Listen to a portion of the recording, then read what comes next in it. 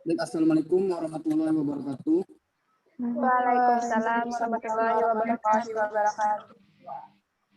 Pada pagi hari ini kita akan bahas materi yaitu mengenai tentang masalah pokok dalam studi sejarah. Masalah pokok dalam studi sejarah dibahas pada kelompok itu. Yang pertama yaitu Muhammad Gandhi, yang kedua saudari kita, yang ketiga Vivi Kapita, yang keempat Desvita Rahmadani, dan yang kelima Rani Zulumutria.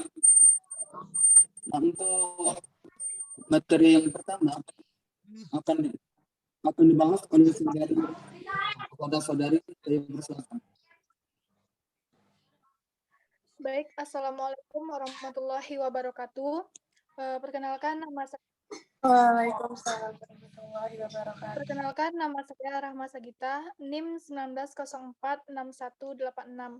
Baiklah, saya dari kelompok 1 ingin mempresentasikan hasil diskusi kami mengenai sumber sejarah. Sumber sejarah merupakan kumpulan dari berbagai hasil kebudayaan, baik bersifat fisik atau artefak, lisan maupun audiovisual, untuk membuktikan suatu peristiwa sejarah. Berarti dapat dikatakan bahwasanya sumber sejarah adalah suatu kejadian-kejadian yang memiliki arsip-arsip tertentu dari suatu peristiwa tersebut. Yang pertama yaitu ada sumber sejarah berdasarkan sifat. Yang pertama ada sumber primer dan sumber sekunder. Selanjutnya sumber primer ini ialah suatu peristiwa yang disaksikan dengan mata kepala atau bisa disaksikan oleh panca indera sendiri, seperti dokumen-dokumen, naskah, perjanjian surat kabar, arsip, dan lain sebagainya. Selanjutnya ada sumber sekunder, yang mana sumber sekunder ini merupakan saksi pandangan mata, yakni dari pandangan orang tidak hadir pada peristiwa yang dikisahkan.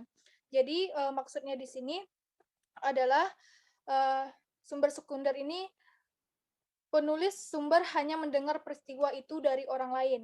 Nah, sumber sekunder merupakan sumber yang telah diolah lebih dahulu. Misalnya seperti buku-buku, artikel, hasil kajian, suatu peristiwa, orang yang pernah mendengar suatu peristiwa dari orang lain yang menjadi pelaku sejarah. Selanjutnya yaitu ada sumber tersier, yang mana sumber ini tergolong kepada jenis semua karya tulis atau sejarah yang bersifat ilmiah, seperti skripsi, tesis, disertai dengan karya ilmiah lainnya. Selanjutnya yaitu ada sumber sejarah berdasarkan bentuk, yang mana sumber sejarah berdasarkan bentuk ini ada sumber tertulis, sumber lisan, dan sumber audiovisual. Sumber tertulis merupakan sumber sejarah yang diperoleh melalui peninggalan-peninggalan tertulis. Contohnya yaitu seperti surat kabar, notulen rapat, piagam, dokumen, babat, dan lain sebagainya. Selanjutnya yaitu ada sumber lisan, yang mana sumber lisan merupakan sebuah sejarah yang didapatkan melalui proses wawancara atau penulisan lisan terhadap pelaku yang pernah hidup pada masa yang diteliti tersebut. Contohnya yaitu suatu peristiwa yang disampaikan melalui mulut ke mulut. Selanjutnya itu ada sumber audiovisual, yang mana sumber audiovisual bersejarah yang berdasarkan dengan rekaman yang bergambar. Contohnya yaitu berbentuk audio, video, film dokumenter, melalui digital video disc atau DVD, dan dalam bentuk digital multimedia lainnya. Sekian penjelasan dari saya mengenai sumber sejarah. Saya kembalikan kepada moderator. Wassalamualaikum warahmatullahi wabarakatuh. Baik, terima kasih. Untuk materi selanjutnya itu mengenai tentang sumber sejarah. Untuk saudara Desvita, tolong untuk PPT-nya. Baik, untuk mengenai tentang materi berpikir sejarah akan saya bahas sendiri. Nah, sebelum masuk mengenai tentang berpikir sejarah, alangkah baiknya kita memahami apa itu sebenarnya berpikir sejarah. Nah, pengertian dari berpikir sejarah itu sendiri ialah di mana berpikir sejarah merupakan suatu bagaimana cara kita berpikir atau berpandangan secara ilmiah itu dengan cara yang sistematik. Nah, di mana di dalam berpikir sejarah ini ada beberapa komponen sejarah. Yang pertama adanya C1 atau yang overtime, yaitu perubahan dalam lintasan waktu. Yang kedua adanya C2 causality atau kausalitas, yaitu hukum sebab dan akibat, di mana hukum sebab dan akibat ini timbul yaitu dari adanya suatu permasalahan atau peristiwa yang terjadi. Yang selanjutnya yaitu C3 atau konteks. Nah, di mana konteks ini ialah perspektif atau cara pandang atau interpretasi, yaitu terhadap unit sejarah tertentu. Yang keempat yaitu adanya kompleksitas, yaitu sejarah itu sebenarnya kompleks. Yang kelima yaitu adanya kontingensi, yaitu kemungkinan. Nah, di mana berpikir sejarah ini juga bisa terjadi atau berkemungkinan bisa terjadi, bisa tidak. Jadi itu berpikir sejarah ini bukan hanya harus menjadi fakta itu sendiri. Baik, demikian materi mengenai tentang berpikir sejarah. Untuk materi selanjutnya yaitu mengenai tentang sejarah konvensional dan sejarah baru akan dibahas oleh saudari Deskita. Kepada saudari saya persilakan.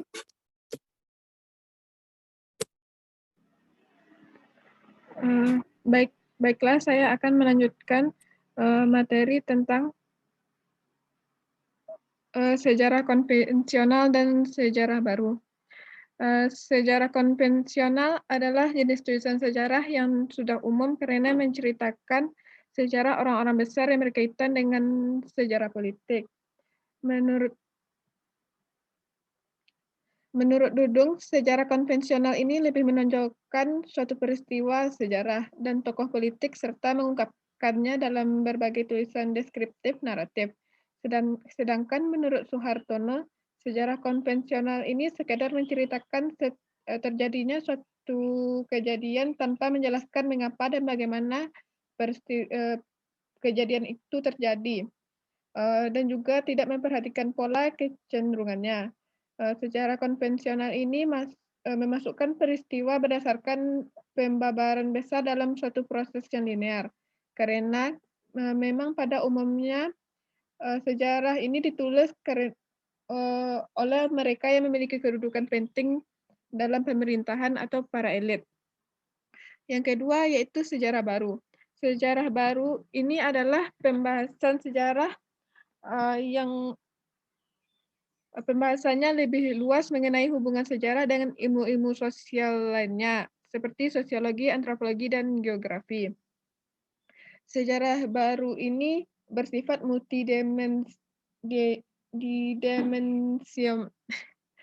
sejarah baru ini bersifat multidimensional, di mana dapat menggunakan pendekatan yang diambil dari konsep, paradigma, dan teori ilmu-ilmu sosial. Di Indonesia pasca kolonial terdapat keinginan para sejarawan untuk menggunakan metodologi dan pola-pola baru dalam bidang ilmu sejarah. Kecenderungan inilah yang mendorong pengaruh ilmu pengetahuan khususnya ilmu sosial dan secara metodologis yang telah menyumbang pada perkembangan ilmu sejarah. Menurut Soehartono, kecenderungan inilah yang menimbulkan sejarah baru di Indonesia. Jadi sejarah baru adalah sejarah yang menggunakan teori dan metodologi. Sejarah baru juga menjelaskan asal mula, sebab akibat, kecenderungan kondisional dan kontekstual serta perubahannya. Sekian dari saya kembalikan pada moderator.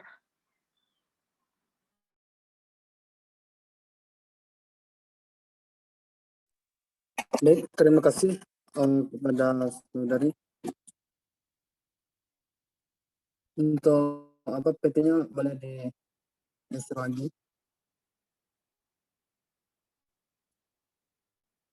Baik, untuk mengenai tentang pembahasan selanjutnya, yaitu mengenai tentang konsep objektivitas dan juga subjektivitas yang akan dibahas oleh saudari Sesa. Pada saudari saya persilakan. Baik, terima kasih kepada moderator. Sebelumnya saya izin untuk off kamera karena memang jaringan saya terkendala. Saya akan menyampaikan konsep dari subjektivitas. Sebelumnya sedikit saya ingin menjelaskan pengertian tentang subjektivitas. Subjektivitas itu adalah kesaksian atau tafsiran yang merupakan gambaran hasil perasaan atau pikiran manusia. Jadi subjektivitas itu adalah suatu sikap yang memihak dan dipengaruhi oleh pendapat pribadi atau golongan. Dalam sejarah, subjektivitas banyak terdapat dalam proses interpretasi. Sejarah dalam mengungkapkan faktanya membutuhkan interpretasi, dan interpretasi pun melibatkan subjek. Dalam subjektivitas, di mana objek tidak lagi dipandang sebagaimana seharusnya, tetapi dipandang sebagai kreasi dan konstruksi akal budi. Subjektif itu diperbolehkan selama tidak mengandung subjektivistik yang diserahkan kepada kesewenang-wenangan subjek, dan konsekuensinya tidak lagi real sebagai objek. Dalam suatu peninggalan sejarah, biasanya seorang sejarawan itu menggunakan analisis dan penafsirannya. Nah, disinilah akan muncul subjektivitas dalam penulisan sejarah, di mana sejarawan itu berusaha untuk menerangkan mengapa, bagaimana peristiwa itu bisa terjadi, dan mengapa peristiwa itu saling berhubungan dengan peristiwa lainnya, serta berupaya untuk menceritakan apa dan bagaimana serta di mana terjadi peristiwa itu dilibatkan gitu. Dalam merekonstruksi suatu peristiwa sejarah itu tidak akan menceritakan bagaimana peristiwa itu terjadi di masa lampau. Hal ini disebabkan karena banyaknya hal atau rangkaian peristiwa yang hilang atau memang sengaja dihilangkan. Karena alasan itu juga penafsiran dari seorang sejarawan itu sangat diperlukan untuk menghubungkan suatu peristiwa dengan peristiwa yang lainnya, sehingga akan menghasilkan atau mendekati sebuah kebenaran.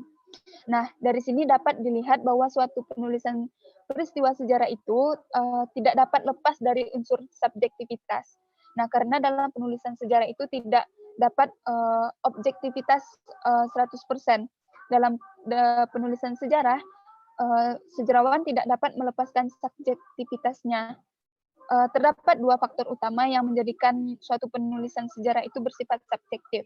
Yang pertama itu adalah pemihakan pribadi atau personal bias. Di sini persoalan suka atau tidak suka pribadi terhadap individu-individu atau golongan dari seseorang dapat mempengaruhi subjektivitas dari penulisan sejarah. Yang kedua itu adalah prasangka kelompok atau group prejudice, di mana keanggotaan sejarawan dalam suatu kelompok, ras, golongan, bangsa, agama, itu dapat membuat mereka memiliki pandangan yang bersifat subjektif dalam mengamati suatu peristiwa sejarah. Baik, mungkin hanya itu yang dapat saya sampaikan mengenai konsep subjektivitas dalam sejarah. Selanjutnya saya kembalikan ke moderator. Saudari Rani, mengenai tentang objektivitas, saya persilakan. Baik, terima kasih kepada moderator. Sebelumnya saya izin tidak on kamera karena sinyal. Baik, di sini saya akan menjelaskan mengenai konsep objektivitas, di mana objektivitas adalah hal-hal yang bisa diukur yang ada di luar pikiran atau persepsi manusia. Sikap objektivitas tidak akan dipengaruhi oleh pendapat pribadi atau golongan di dalam mengambil keputusan. Jadi, objektivitas adalah usaha mendekatkan diri pada objek, atau dengan kata lain berarti bertanggung jawab pada kebenaran objek. Seorang sejarawan dalam merekonstruksi sejarah harus mendekati objektivitas karena akan didapat gambaran rekonstruksi yang mendekati kebenaran. Dalam merekonstruksi suatu peristiwa sejarah diperlukan bukti-bukti sejarah atau lebih tepatnya fakta sejarah. Fakta atau peninggalan sejarah itu disebut objek, baik yang bersifat artefak, dokumen tertulis, dan lain sebagainya. Sejarawan selalu dituntut supaya dengan sadar dan jujur mengikatkan diri pada objek dan berpikir secara objektif. Seorang sejarawan dalam penulisan atau rekonstruksi suatu peristiwa sejarah diharapkan untuk tidak memihak. Maksudnya itu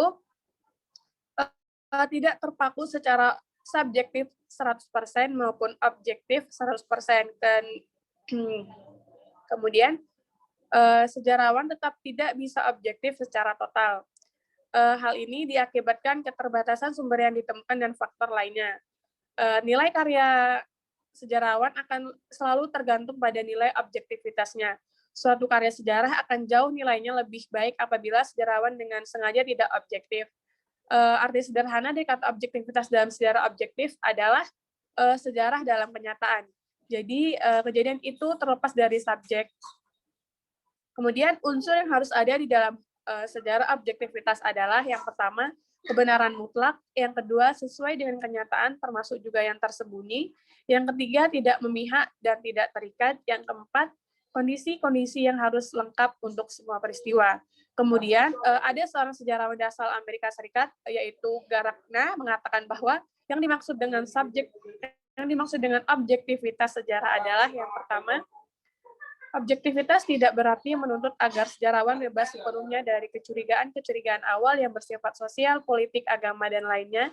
Kemudian yang kedua, subjektivitas tidak berarti menuntut agar sejarawan mendekati tugasnya terlepas dari semua prinsip, teori, dan falsafat hidupnya. Yang ketiga, objektivitas tidak berarti menuntut agar sejarawan bebas dari simpati terhadap objeknya. Yang keempat, objektivitas tidak berarti menuntut agar pembaca mengekang diri dari penilaian atau penarikan konklusi. Kemudian yang terakhir, objektivitas sejarawan tidak berarti bahwa semua situasi yang menimbulkan peristiwa historis dicatat sesuai dengan kejadiannya. Sekian pemaparan dari saya kembalikan kepada moderator.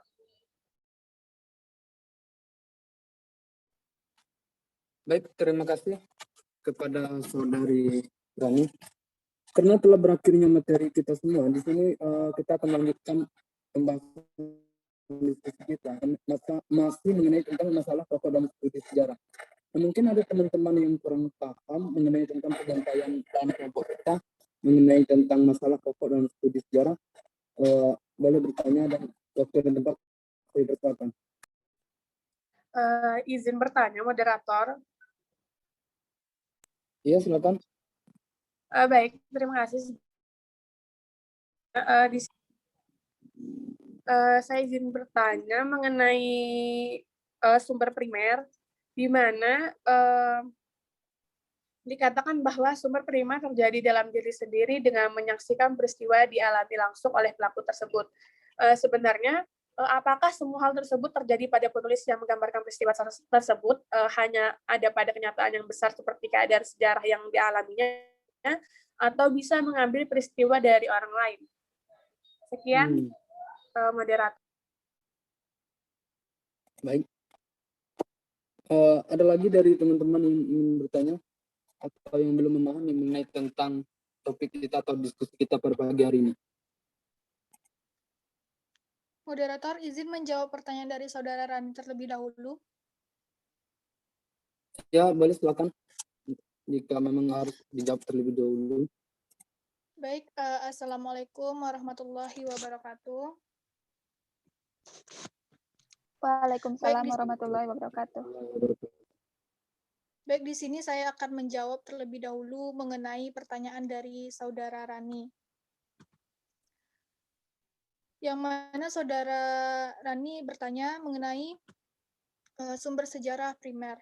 Yang mana yang sudah kita ketahui terlebih dahulu, sumber primer itu kan merupakan suatu sumber yang ketika seorang pelaku melihat suatu kejadian itu secara langsung, yang mana mereka saat suatu peristiwa itu terjadi, para pelaku sejarah saat itu ada di suatu peristiwa itu, bisa dilihat dari diabadikannya suatu peristiwa itu melalui dokumen, naskah perjanjian, surat kabar, arsip, dan lain sebagainya. Maka yang ditanyakan oleh Saudari Rani tadi, itu merupakan atau termasuk ke dalam sumber sekunder, yang mana sumber sekunder itu merupakan sumber yang didapat dari orang lain yang ada pada saat peristiwa itu terjadi gitu. Jadi jawabannya tuh bahwasanya pertanyaan dari Saudara Rani termasuk ke dalam sumber sekunder. Kalau sumber primer merupakan sumber yang yang ketika pelaku ada pada suatu kejadian atau suatu peristiwa, disaksikan langsung oleh panca inderanya gitu. Bisa dilihat dan bisa didengar. Sekian jawaban dari saya. Assalamualaikum warahmatullahi wabarakatuh. Waalaikumsalam warahmatullahi wabarakatuh. Saya kembalikan Baik, kepada terima moderator. kasih. Baik, terima kasih. Mungkin ada teman-teman yang lain yang ingin menambahkan.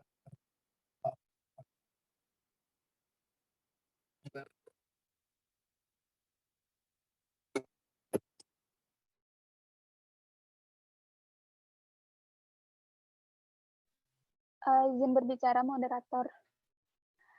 Ya, silakan. Saya rasa apa yang telah disampaikan oleh Saudari Rama tadi sudah cukup jelas mengenai sumber sejarah dalam menjawab pertanyaan dari Saudari Rani tadi. Terima kasih. Baik, alhamdulillah jika apa mungkin ada teman-teman yang lain lagi yang ingin bertanya. Jika ada, saya bersilakan.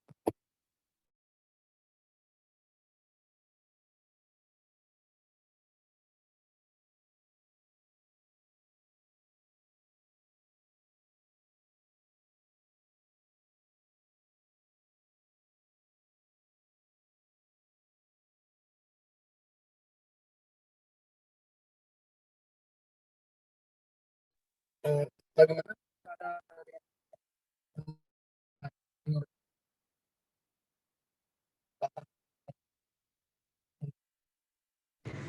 Maaf moderator, suaranya putus-putus. mungkin apakah ada dari teman-teman yang ingin Izin bertanya lagi moderator. mengenai ada sama pokok dalam studi sejarah? Ya, Saya di sini masih belum paham mengenai sejarah. Saya akan bertanya kepada teman-teman mengenai sejarah konvensional. Jika kita mengkaji tentang kedua pembahasan tersebut, di mana hal tersebut sama-sama membahas mengenai tentang sebuah peristiwa. Namun jika dikaji saat ini, bagaimana cara kita melihat untuk perbedaan kedua pembahasan tersebut? Apakah sama dengan zaman sebelumnya ataukah sama saja dengan yang sekarang? Terima kasih. baik. Terima kasih. Mungkin ada teman-teman yang lain yang ingin menjawab dari apa? Ya, saya persilakan karena ini merupakan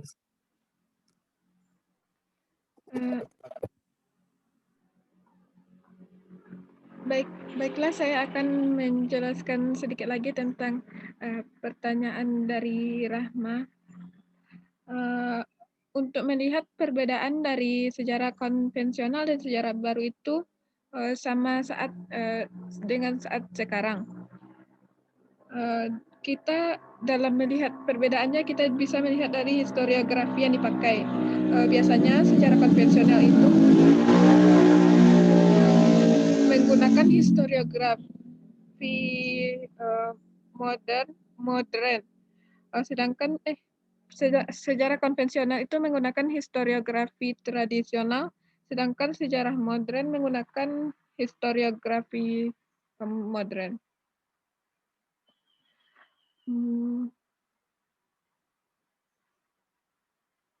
Selain itu, kita bisa melihatnya dari hal yang dibahas.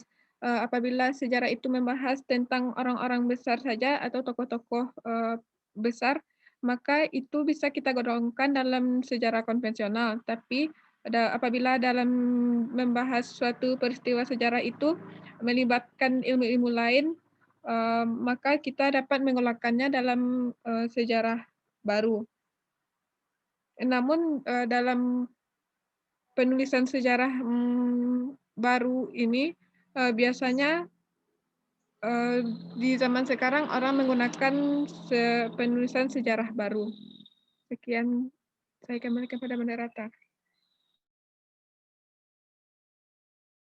mungkin ada teman-teman lain yang ingin menambahkan silakan lagi. Saya silakan. Izin moderator. Ya. Izin mungkin saya ingin sedikit menambahkan Dan mungkin dalam penambahan materi saya nanti terdapat sanggahan atas apa yang telah disampaikan oleh Saudari Desvita tadi. Ya, saya persilakan. Sebelumnya saya izin mengulangi pertanyaan dari Saudari Rahma ya, mengenai sejarah konvensional itu dengan sejarah baru, di mana jika kita mengkaji tentang kedua pembahasan tersebut, di mana hal tersebut sama-sama membahas mengenai tentang sebuah peristiwa. Nah, namun jika dikaji saat ini, bagaimana cara kita melihat untuk perbedaan kedua pembahasan tersebut? Apakah sama dengan zaman sebelumnya, ataukah sama saja dengan saat sekarang ini? Betul begitu ya pertanyaannya, Rahma? Betul, Sesi. Baik. Sebelumnya sedikit saya ingin menjelaskan mengenai sejarah konvensional. Atau sejarah konvensional ini juga dikenal sebagai sejarah tradisional atau historiografi tradisional, di mana sejarah konvensional ini lebih menekan, lebih sering disebut dengan sejarah konvensional, di mana yang selama ini kita ketahui bahwa sejarah konvensional ini itu lebih menonjolkan segi-segi prosesual dari suatu peristiwa sejarah, dari tokoh politik, serta mengungkapkannya sebagai tulisan deskriptif naratif, di mana sejarah konvensional ini juga memasukkan peristiwa-peristiwa berdasarkan pembabaran besar dalam suatu proses yang linear. Sejarah sebagai suatu narasi besar itu diperlihatkan melalui peristiwa dan tokoh besar dengan mendokumentasikan asal-usul kejadian, menganalisis genealogi, lalu membangun dan mempertahankan singularitas peristiwa. Kalau kembali ke pertanyaan Rahma, di mana apakah sejarah konvensional, sejarah yang sama-sama membahas peristiwa, bagaimana cara kita melihat untuk perbedaan kedua pembahasan ini? Bisa kita ketahui dari ciri-ciri atau karakteristik dari kedua sejarah ini. Jika kita lihat sejarah konvensional itu sebagaimana yang sudah dijelaskan oleh Saudari Desvita, bahwa sejarah konvensional itu lebih membahas tentang tokoh-tokoh besar, seperti tokoh-tokoh yang memiliki pengaruh besar, tokoh-tokoh politik saja gitu. Dan penyajiannya pun itu lebih ke deskriptif, naratif, serta kalau sejarah baru itu penulisan peristiwa sejarahnya itu sudah lebih bervariasi, mulai dari ada sejarah maritim, sejarah industri, sejarah perdagangan, dan lain sebagainya macamnya. Jadi kalau untuk disamakan mungkin tidak, karena kedua zaman ini memiliki penulisan yang berbeda-beda gitu, dan memiliki ciri khusus yang berbeda. Lebih jelasnya itu saya bagi poin-poinnya, di mana sejarah lama itu ciri-cirinya itu adalah monodimensional. Selanjutnya itu dari segi pemaparannya itu pun deskriptif naratif, dan ruang cakupannya itu terbatas, dan temanya pun juga terbatas, dan para pelakunya pun juga terbatas, hanya terbatas dari raja-raja, orang-orang besar, pahlawan, atau jenderal saja. Nah, dan untuk pendekatan yang digunakan pun hanya sebatas ilmu-ilmu sosial saja. Nah, berbeda dengan sejarah baru, di mana sejarah baru ini itu sudah lebih general dan bersifat multidimensial, dan para pelakunya pun juga udah luas, udah beragam dari segala macam lapisan masyarakat, vertikal maupun horizontal, atau top down, atau bottom up. Selanjutnya ruang cakupnya dari sejarah baru ini juga sudah mencakupi segala aspek pengalaman dan kehidupan manusia di masa lampau. Dan untuk tema pun juga sudah luas dan beragam, sejarah politik baru, contohnya ada sejarah ekonomi baru, sejarah sosial baru, dan untuk pemaparannya itu pun lebih analitis dan kritis. dan interdisiplin ilmu sosial seperti politikologi, ekonomi, sosiologi, antropologi, dan geografi, serta demografi, serta lainnya. Jadi pendapat peristiwa kedua ini sudah berbeda gitu. Mungkin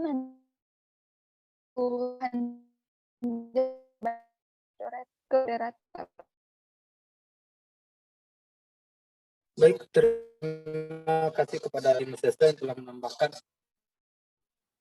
apa yang dilakukan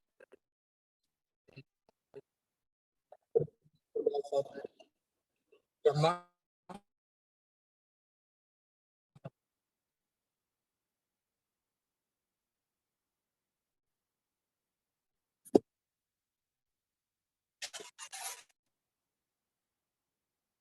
Bagaimana pada penanya apakah sudah dapat?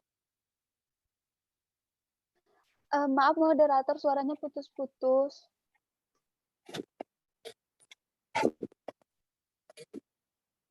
Apakah sudah dapat dipahami?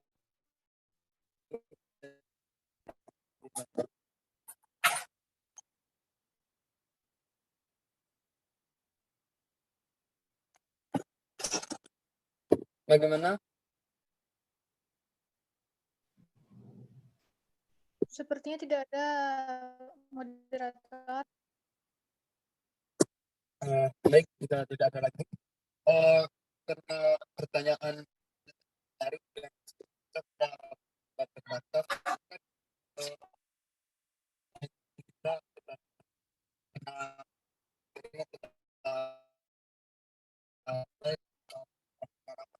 dalam konteks sejarah dari kami dan berakhirnya dan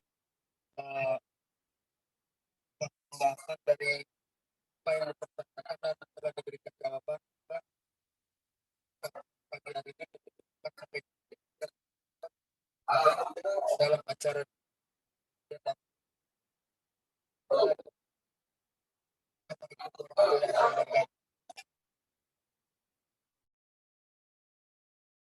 Waalaikumsalam warahmatullahi wabarakatuh. Warahmatullahi wabarakatuh. Waalaikumsalam warahmatullahi wabarakatuh.